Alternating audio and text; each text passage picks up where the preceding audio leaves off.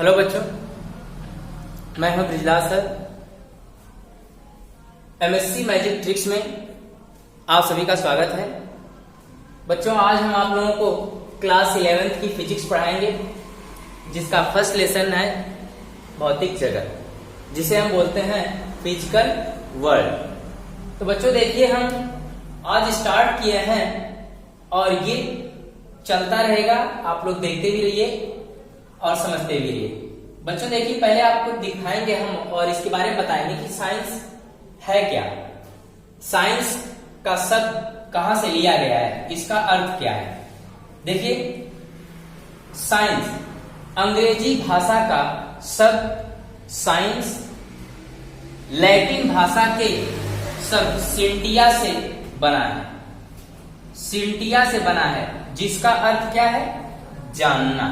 इस सिंटिया का अर्थ है जानना। इसी सिंटिया से साइंस शब्द का निर्माण हुआ है और साइंस का अर्थ निकल गया। तो इसका मतलब क्या अर्थ है, जानना। साइंस की डिफिनेशन क्या है उसको देख लिया जाए। डिफिनेशन यानी परिभाषा, कह हमारे चारों ओर के तथ्यों व घटनाओं का सुव्यवस्थित अध्ययन विज्ञान कहलाता है। हमारे कहने का मतलब यह है कि विज्ञान की अगर परिभाषा दिया जाए तो विज्ञान में तो एक ही विज्ञान आता नहीं है, विज्ञान कई प्रकार के होते हैं। लेकिन इसे हमने कह दिया कि हमारे चारों ओर के तथ्यों व घटनाओं का, यानी हमारे चारों तरफ जितनी भी चीजें उपलब्ध हैं, जितनी भी घटनाएं होती हैं, उन सभी का अध्ययन ही क्या कहलाता है, विज्ञान कहलाता है।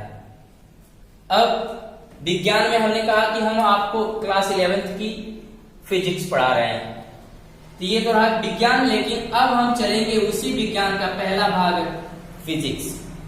इस फिजिक्स को हम जानेंगे। भौतिक शब्द की उत्पत्ति संस्कृत भाषा के शब्द भौतिक से हुई है। ये जो भौतिक शब्द है, इसकी उत्पत्ति संस्कृत भाषा के भौतिक से ही हुई है, जिसका अर्थ, यानी संस्कृत भाषा जो भौतिक है उसका अर्थ क्या है, प्राकृतिक। उसका अर्थ प्राकृतिक है, कह रहा है। इसी प्रकार जो इंग्लिश शब्द फिजिक्स है, फिजिक्स जिसे हम हिंदी में भौतिक बोलते हैं, इस फिजिक्स शब्द को हम ग्रीक भाषा से लिए हैं और इस ग्रीक भाषा में कौन सा है, फ्यूसिस। इस फ्यूसिस से ही हमारा फिजिक्स बना है, फ्यूसिस से बना है और इसी फ्यूसिस का अर्थ है प्रकृति। भौतिक जो संस्कृत से है, जिसका अर्थ है प्राकृतिक। फ्यूसिस जो इंग्लिश वर्ड है ग्रीक भाषा का, इसका अर्थ है प्रकृति। इसे ध्यान से समझिएगा।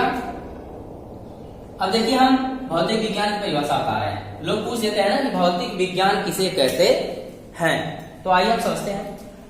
विज्ञान की वह शाखा जिसमें प्रकृति तथा प्राकृतिक घटनाओं का अध्ययन किया जाता है, जिसे हम क्या कहते हैं, भौतिक विज्ञान कहते हैं। तो बच्चों, भौतिक विज्ञान की परिभाषा आप दे सकते हैं कि प्रकृति तथा प्राकृतिक घटनाओं का अध्ययन ही भौतिक विज्ञान कहलाता है।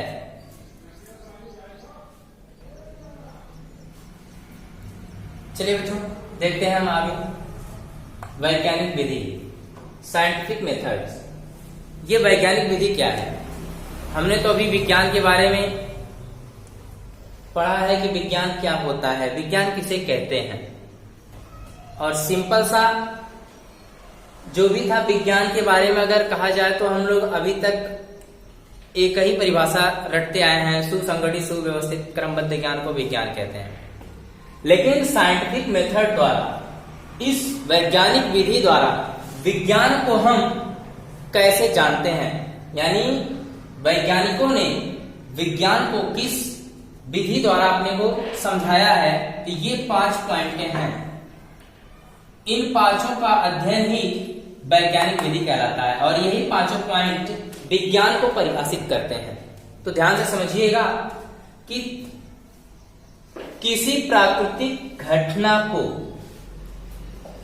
यथासंभव विस्तृत तथा गहनता से समझने के लिए निम्नलिखित मुख्य अंतः संबंध पदों को अपनाना होता है। यह वैज्ञानिक विधि है कि किसी प्राकृतिक घटना को यथासंभव विस्तृत मतलब विस्तार, बहुत बड़ा, गहनता, बहुत गहराई से समझने के लिए कुछ पॉइंटें हैं जिनका अध्ययन करना बहुत जरूरी है। तो पहली पॉइंट है व्यवस्थित प्रेक्षण, जिसे बोलते हैं सिस्टमैटिक ऑब्जर्वेशन। दूसरा है व्यवस्थित प्रेक्षण, कहने का मतलब प्रेक्षण करने के लिए हमें व्यवस्थित होना पड़ेगा, कुछ व्यवस्थाएं करनी पड़ेगी।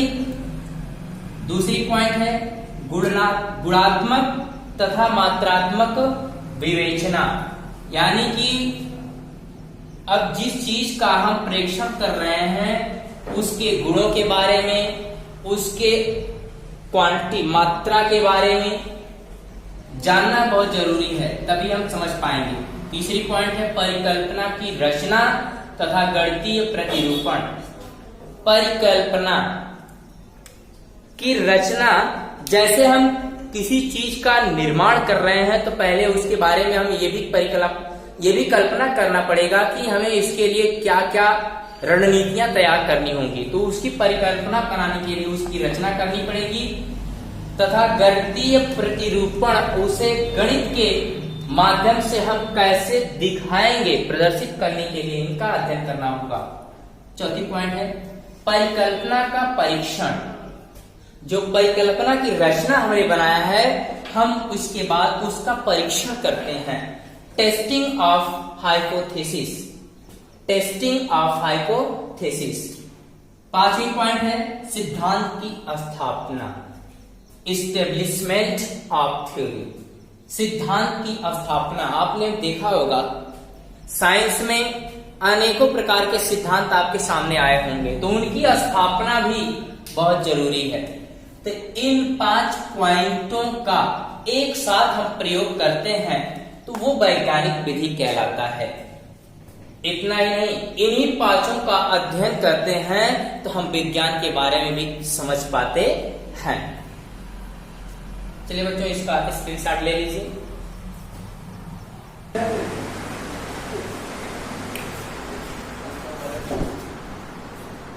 चलिए बच्चों, अगली टॉपिक है भौतिक विज्ञान की मुख्य शाखाएं। अब हमें ये जानना है कि भौतिक विज्ञान की कितनी शाखाएं होती हैं, मुख्य रूप से कौन कौन सी होती हैं। चलिए, भौतिक विज्ञान की मुख्य रूप से 2 भागों में विभाजित किया जाता है, यानी भौतिक विज्ञान है, इसकी 2 शाखाएं हैं। इन्हें हम 2 भागों में बांटे हैं। पहला है चिरसम्मति भौतिकी, जिसे हम बोलते हैं क्लासिकल फिजिक्स। दूसरा है आधुनिक भौतिकी, जिसे हम बोलते हैं मॉडर्न फिजिक्स। तो चलिए बच्चों, पहले हम जानेंगे चिरसम्मति भौतिकी, क्लासिकल फिजिक्स, ये होती क्या है। सबसे पहले हम इसके बारे में अध्ययन करेंगे। चलिए स्टार्ट करते हैं।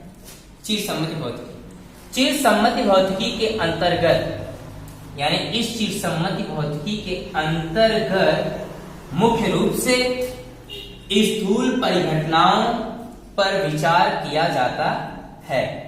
स्थूल परिघटनाओं में क्या क्या आते हैं? इसमें यांत्रिकी, वैद्युतिकी, प्रकाशिकी तथा उष्मागतिकी आदि विषय शामिल हैं। किसमें? स्थूल परिघटनाओं में। ठीक है, आगे बढ़ते हैं। यह है चिरसम्मति भौतिकी। तो चिरसम्मति भौतिकी में हम किसका अध्ययन कर सकते हैं? भौतिकी, यांत्रिकी, वैद्युत गतिकी, प्रकाशिकी और किसका? उष्मागतिकी। ये सब किसके द्वारा अध्ययन होगा? चिरसम्मति भौतिकी के अंतर्गत, अर्थात क्लासिकल फिजिक्स के अंतर्गत। दूसरी पॉइंट है आधुनिक भौतिकी, जिसे हम इंग्लिश में मॉडर्न फिजिक्स बोलते हैं। चलिए इसके अंतर्गत देखते हैं। आधुनिक भौतिकी के अंतर्गत मुख्य रूप से सूक्ष्म प्रभाव, सूक्ष्म का मतलब जानते होंगे, छोटे से छोटा, और कहा जाए तो उसे हम अपनी आंखों से देख नहीं सकते हैं। सूक्ष्म प्रभाव क्षेत्र की परिघटनाएं जैसे परमाणुवीय, आणविक तथा नाभिकीय परिघटनाओं का अध्ययन किया जाता है। परमाणुवीय, आणविक, नाभिकीय, इनमें जो भी हैं छोटे से छोटे प्रभाव, उन सभी का अध्ययन आधुनिक भौतिकी में करते हैं। तो चलिए बच्चों, इसको पहले यहां से राइट कर लीजिए, स्क्रीनशॉट ले लीजिए, इसके बाद हम आगे बताते हैं। आधुनिक भौतिकी में आपेक्षिकता जिसे रिलेटिविटी, क्वांटम यांत्रिकी, क्वांटम मैकेनिक्स, परमाणु भौतिकी, परमाणु भौतिकी जिसे बोलते हैं एटॉमिक फिजिक्स, नाभिकीय भौतिकी, न्यूक्लियर फिजिक्स आदि विषय शामिल हैं। ये जितनी विषय हैं सब आधुनिक फिजिक्स से रिलेटेड हैं, उसी में अध्ययन का किया जाता है। बच्चों, इस संसार में कुछ भी जितना है कुछ भी असंभव नहीं है। देखिए, दुनिया में कुछ भी मुश्किल नहीं है, दुनिया में कुछ भी मुश्किल नहीं है, पर कुछ करो तो सही।